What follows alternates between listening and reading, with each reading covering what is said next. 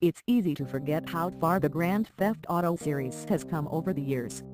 Nowadays, the GTA games are associated with astonishingly detailed virtual worlds filled with things to see and do, with objectionable but interesting characters, with emergent mechanics and new ways to play that are the result of players experimenting with exactly what it is and isn't possible to do in a game.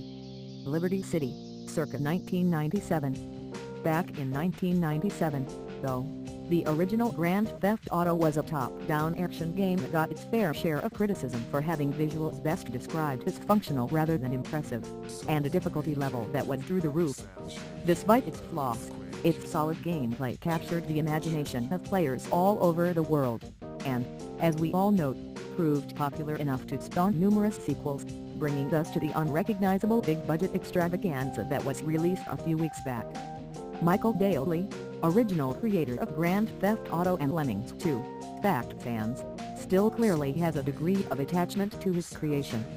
So much so that in his current position with game maker developer Yo-Yo Games, he's gone back to his roots and started putting together a remake of the original Grand Theft Auto, in 3D. Daly's remake uses Yo-Yo Games' Game Maker Studio package as the rendering engine, but has built the map loader and primitive builder systems from scratch.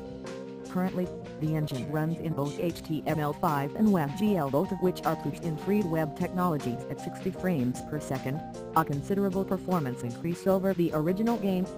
Although the original GTA was depicted from a top-down perspective, the map itself was actually three-dimensional, allowing for parallax effects as you drove around, giving you an indication of how tall buildings were, and also permitting you to drive over bridges and through tunnels. As such, the original maps are already built for driving around in 3D despite the 2D projection of the final game. Here's a shot of how the game would have looked from a first-person perspective, rendered using Daly's new engine. Daly isn't planning to release his Game Maker GTA engine to the public just yet, since there's still work to do on it. Once it's finished, though, it'll be a good demonstration of what Game Maker Studio, already a popular choice among hobbyists and even small commercial developers, is capable of. He's not currently planning on actually implementing Grand Theft Auto's gameplay, just the engine. Once it's all done, he says, he'll decide what to do with it.